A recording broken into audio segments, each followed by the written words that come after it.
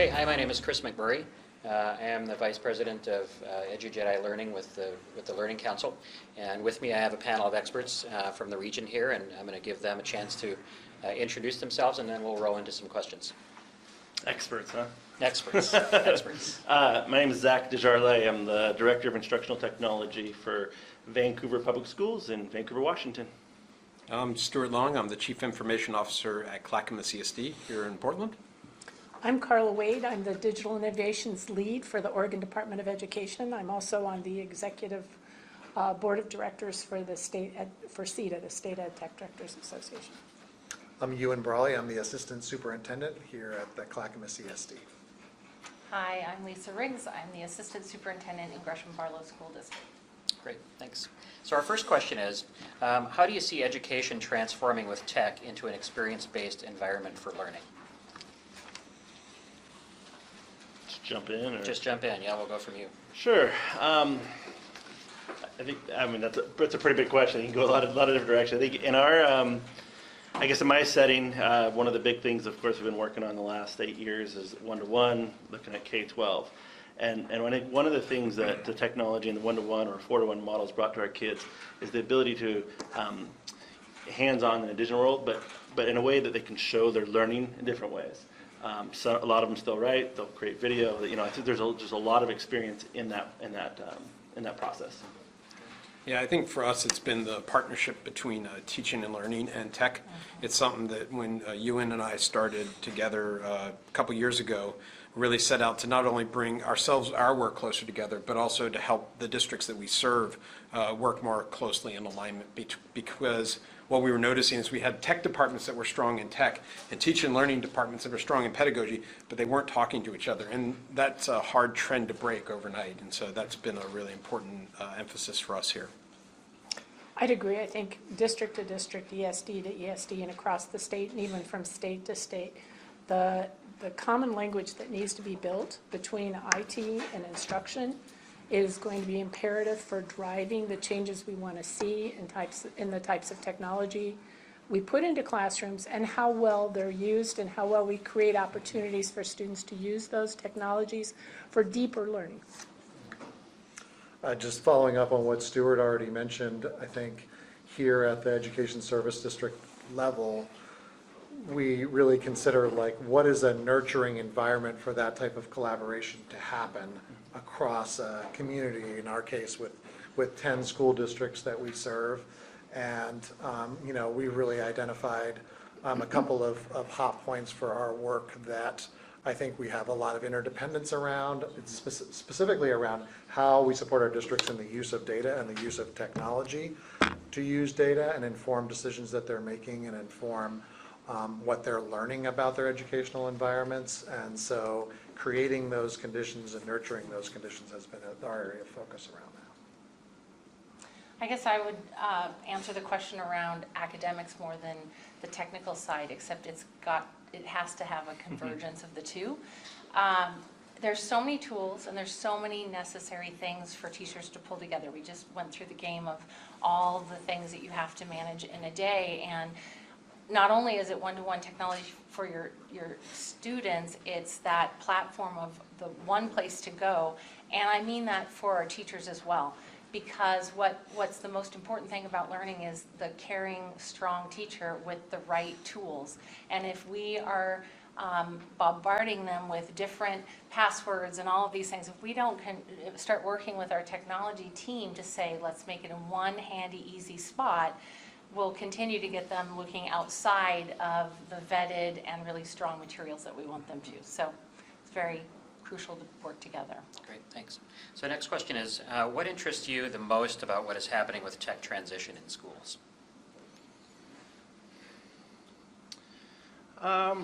Interests me the most. I think that with that's another tough one. It's so broad. I think what interests me the most is seeing that when we bring in technology to a classroom and they're experiencing learning in a different way, maybe some the same way, but there's an opportunity to change and shift and reflect on the instructional practice happening in the classroom. The tool itself isn't necessarily going to drive that change. For some teachers, the tool itself, getting it, is enough. You know, they're on the cutting edge, bleeding edge, and want to jump into that. For others, it can push that in a healthy way. So I think districts that come in with that, it's not a dump and run with the technology, but a support piece, really allows them to build instructors to change that instructional practice for both them and their students for better outcomes. Yeah, I think from a technology perspective, I think the most exciting thing for me has been the adoption of technology within the true core operation of schools and school practice, right? So not just it was always a function of operations and how to store data and how to get people paid, but now we're seeing it move down into actual student learning in a way that we've talked about for 20 years. And it's really making a difference in the lives of kids, and teachers are actually adopting it in a way we've always talked about, because these sessions have been going on for a decade or more, and we've always had this passion about it, but now we're seeing the passion actually start to spread beyond just the technologists or the passionate teachers who were always into tech. It's now becoming part of the everyday, and that's really exciting to see. I'm going to pick out 3 particular things that are really exciting me, because I think as we think forward the opportunities for students, the evolving technology is going to allow us to go where no student has gone before. Sorry, couldn't help that. First of all, virtual reality and augmented reality. When we talk for years about the experiences that kids have before they come to school that have an impact on their language development. And just picking up a device is one thing for learning their numbers or their alphabet before they come to school. But we have a lot of students in our state and a lot of kids across the country who don't have access to the resources that allow them to have those experiences where they're building their vocabulary.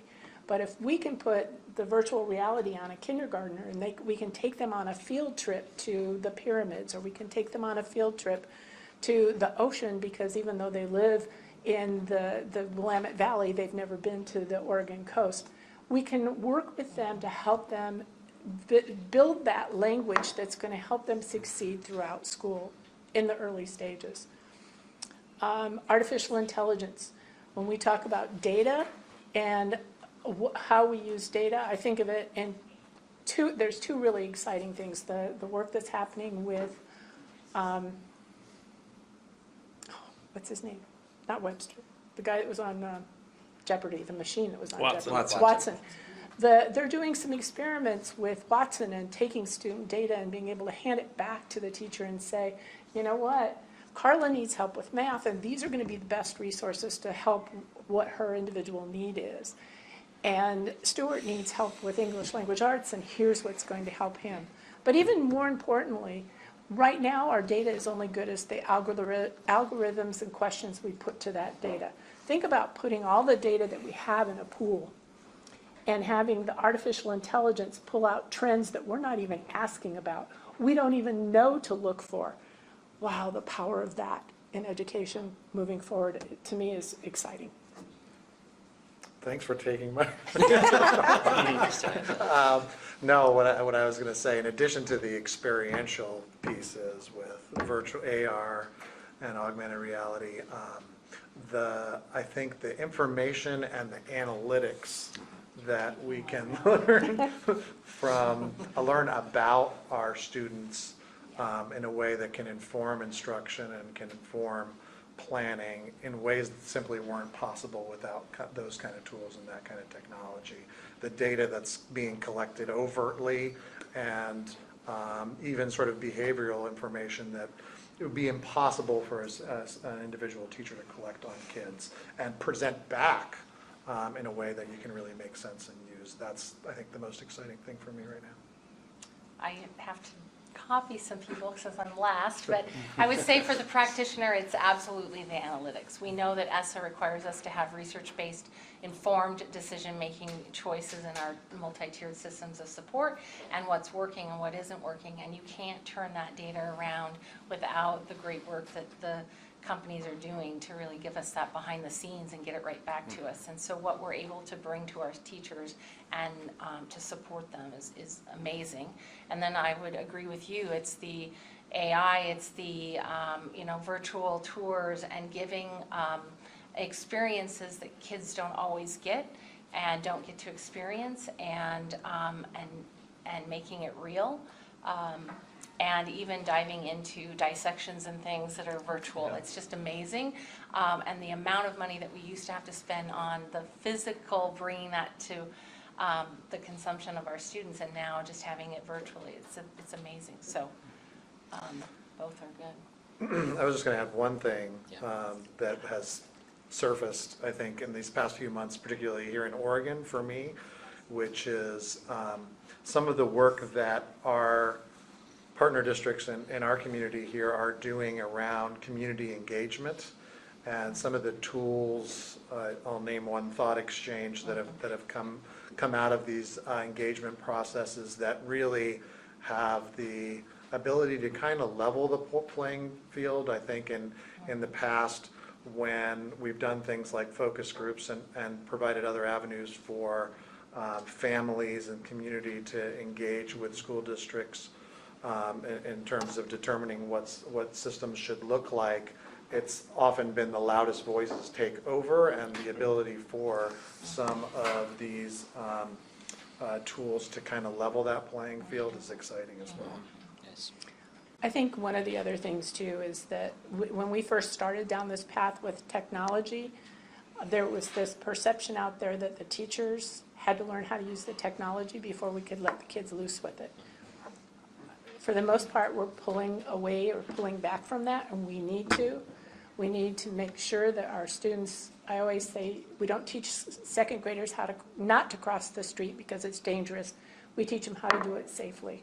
We need to be doing the same thing with technology, with the social media that our students are using, but also protecting their own data, their own privacy.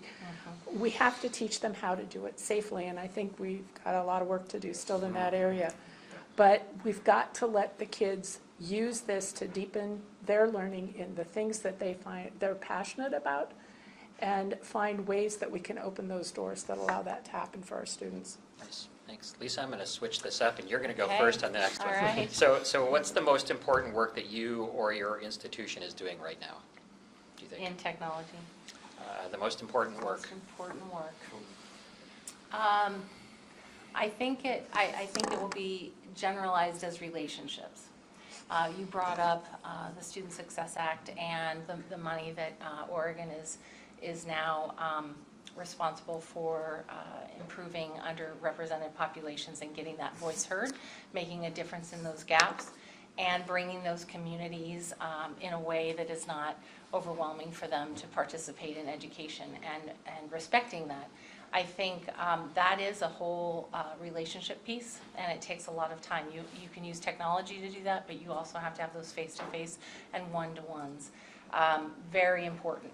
The other piece is we just finished up our Portrait of a Graduate, which was really going out to the community prior to this work and saying, what do you expect Gresham-Barlow School District to be able to provide for students to be college and career and life and future ready. And they painted a picture that was amazing and told us exactly what they wanted. And now it's really up to us to meet those needs and bring them together on an ongoing basis. And then the relationships with our students. A lot of times we talk about technology and say that this will move people away from their interactions, their social interactions. They, we see issues around anxiety with students interacting or having just behaviors that are not acceptable, socially acceptable, and blaming technology. But I think that it balances with the need to have different ways of interacting, and we also have to ramp up those social emotional learning pieces, and that's about relationships. And so I think you have to have a little understanding that it takes a lot of different interactions and different ways to learn, and if we are moving forward digitally and technology-wise, then we really need to ramp up those relationships and have social emotional connections to them. I think everything that Lisa said, I think in addition to that, and maybe not unrelated to that, I mentioned earlier, and Stuart mentioned the partnership between IT and teaching and learning in this agency in Clackamas, and some of the work that we've done over the last couple of years in support of our districts in helping them think about their programs that they do have, whether they be technology-based or not, the data that we are sort of mutually responsible for oversight, and how they can use that data to optimize their existing systems. So program evaluation is really the work that brings us together that I'm most excited about in our region. The work I'm most excited about is upcoming. I've been charged with updating the state digital learning plan, and as part of that we'll be embedding computer science as well as a variety of other things. But most importantly, all of the work that we're doing and leading from the agency now has an equity focus. And in technology, we have many times, I think in many places, where some students are left out because they're an ELL student or they're a special ed student, or there's other perceptions about that student, whether, about that student, that they won't succeed doing this, they have to do their math or English language arts first. So there's an opportunity gap. Part of that opportunity gap is also having access to high-speed broadband, not only at school, well, at school, we still have that problem in some of our school districts, but also at home. Because you think about how many times we send home homework, or we send home things for kids to do that deepens their learning about, the project they're working on at school. If I don't have access at home, then I don't have the same opportunity that Stuart does, because he lives in an area where he does. I caution putting broadband on buses, because I've rode on many school buses over my lifetime, and trying to do something like this is one thing. After a school day, what did you do on the school bus? Did you do your homework? I doubt it. It needs to be available in the communities. And that's an economic development issue for the state of Oregon as well. So equity, though, is the focus that I think I'm most excited about, because it's an agency-wide piece of work that we're doing, training for all staff, and then really looking deeply at how it shows up in our work and in our policies that we develop and how we work with the field. So the one that has me most excited right now is cybersecurity, but that's not for the right reasons. But the one that actually probably intrigues me the most is data standards, and data standards like EdFi and A4L is in that game as well.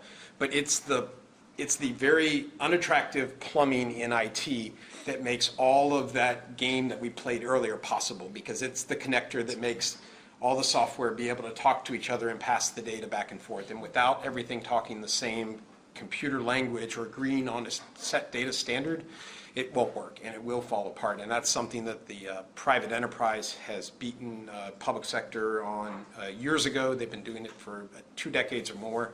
And it's something that we've got to game up on, because if we can't get that piece worked out, then the software won't talk to each other, and all this lovely technology that we'd love to have won't mean anything, because it'll just be sitting there hitting, well, I don't know who this kid is, and with lots of errors in it. So that's one that has me very intrigued right now. Yeah, I would echo a couple of things that have been said. When you asked the question initially, I was thinking this isn't necessarily tech related, but I think some of the equity work our district's been focusing on. It's been difficult. I think we have a lot of work to do there, honestly. And both from a leadership standpoint, some of the changes and discussions and book studies and speakers have come from top down. At the same time, some of those changes and pushes have come from, building up. But I would not just from building from staff, but I would say from students as well, bringing some of those concerns forward. So that's pretty exciting. I'd echo what you said about the data and standards. We've done a lot of work on that the last few years. We played around with Watson for a bit. We've worked with EdFi now, and if we can capture that unicorn, that'll be a home run. To be able to compare this tool with this tool. These math standards mean the same thing, and they're assessed the same way. And then you take it a step further. If there's a dashboard or some sort of system we build where that can all be accessed at one point, instead of going to 17 different tools to look at the dashboard, I think would be a home run. For me, I think for one of the things I've been involved in the last few years, what gets me most excited is working with our building admin to reach sustainability. We have a ton of coaches in our building. We've invested so much resources in teacher support, professional development, and so often we overlook that admin, the building admin specifically group. And went back and starting to catch them up. We're not caught up. We're starting to catch them up. And really, it's about change management and leadership, in innovation, and change being the new normal, in so many ways. We sell that under the umbrella of we're going to show you how to use your iPad and your Chromebook, your Google Docs, whatever. But it's about those other change initiatives that we're really getting at there. Nice, thank you. So I want to open this up to audience questions. If there are things that you heard, things that you were thinking about as the panel was sharing, what came to mind? What questions do you have for the panelists?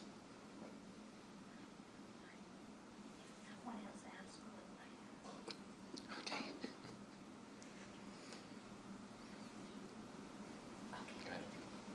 Okay, this is a technical one, Stuart. So we have standards right now, EdFi, IMS Global, integration standards, but not necessarily transactional commercial grade standards, like the barcode UCC codes. That transactional standard doesn't exist. And in terms of the transactional model of learning of the future, the network model, what do you think about that? Do you think we're going to need a transactional model? Yeah, I think you're going to have one. The one that I first had the unfortunate pleasure of working with was EDI. It's a standard that the private industry uses to communicate suppliers to Home Depot. So when Home Depot runs out of something, they don't call their supplier and say, hey, I need a whole stack load of 2x4s. They send electronic transmission. The store system knows it's out, sends electronic transmission to the supplier, and the supplier system automatically puts in the order for how many they need and sends it right into the delivery system. So for us to do, we need to replicate that similar of a system for learning, which means you've got a learning sequence that is completed, right? And then you can have an automatic transaction that says, okay, move the student up to the next one, or this student needs a lab, or this student needs this, and it's just kind of automatically baked in as some sort of data standard that handles all those transactions. And it's the most unattractive plumbing-based IT concept, but if it doesn't work, nothing else works. But if you can scale that up, like Zach was getting at, you can solve so many problems. Think about the compliance, how many staff hours we spend doing state reporting or compliance reporting to the feds. If you could take all that staff time and convert that into something else because we all talk the same language, that's a huge amount of staff savings, and the dollars can be reapplied to teachers in the classroom or assistants or support coaches or counselors or whatever is needed for school. So yeah, it's a massively needed technology for us. Yeah, so there's two entities right now looking at that, Stuart. Yeah, A4L's one, right? Well, Learning Council and Stargate are trying to, we're UCC barcode transactionals. Oh, okay. The learning experience standard is going to be a transactional standard at the level of Amazon. Yeah. Yeah. That's great. Because no one else is doing that. Okay, that's good to know. And then I just want to find out any other comments you guys have about the future. Carla, you made an excellent one about the game. Like, let's have those students play. We did have a couple staff kids play when we pioneered the game. But any other comments from you guys on personalized learning workflow? What is the meaningfulness of the future in terms of structure that you see?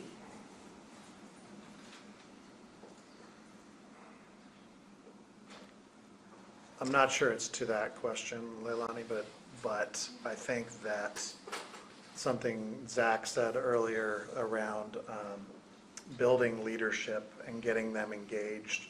In my experience, where they are engaged, that's where things are moving the fastest. And so my observation earlier this morning, and it's not just this conversation, but in these kinds of conversations, we don't have them as engaged as they could be. And so that's, I think, a place where I'm really interested in leaning into how do we get particularly principals, but also teacher leaders at these tables more. Yeah, me too. I think one of the things I'd add to that too is if you're looking at changing, and if you look at that board game as a model in which we're going to move towards or moving towards, I think one of the bigger stakeholder groups, admin is definitely in that group, but is our parents. We brought on a number of years ago a STEM school, and that STEM school was from the get-go a standard-based instruction, grading, practice. And even by board policy, we're supposed to be doing that at all of our schools, and that's done differently, let's just say that, uniquely. And at our STEM school, it was done well, right out the gate, because those teachers came in to do it that way. And right away, our biggest stakeholder group that we had to work with, that we missed, thinking they would be on board with this, was our parent group. You know, and just their context of what school is different than what school is. And especially when you get to grading, and especially when that grading in our system, when you get to a grade point average and have to go to college, you know, there's a perception out there that they have to have a certain GPA, you know, and there's some truth to that. But if you look at the tens and maybe hundreds of thousands of students that enter our college system, even outside of our school system, don't come with a GPA. So there are ways around that, and so you have to be creative and have to have that conversation and dialogue with those parents. I think when we look at structures like the game that we played, we need to make sure that the outcomes match what we're trying to do, that are meeting our expectations. Last fall, I had the privilege of hearing middle school students from Mineola Middle School in New York, kind of an average SES kind of a school. Those students were the presenters, not the educators, not the superintendents. And they could articulate clearly that their school was about design thinking. Their school was about computational thinking. They were having opportunities to do the arts, to do the science, to build things in the Makerspace studio. They were so eloquent, and they were the ones sharing the message about this is what school should be like for every kid. Those are the kind of outcomes we want to see in the structural changes that we make to personalized learning. If we're not doing that, if the kids can't articulate that and why that's important to them, we're missing the boat. Great. And on that note, I'm going to wrap us up. Thank you so much for sharing your insight and your knowledge, and for being here and sharing that with the group. Let's give these guys a round of applause.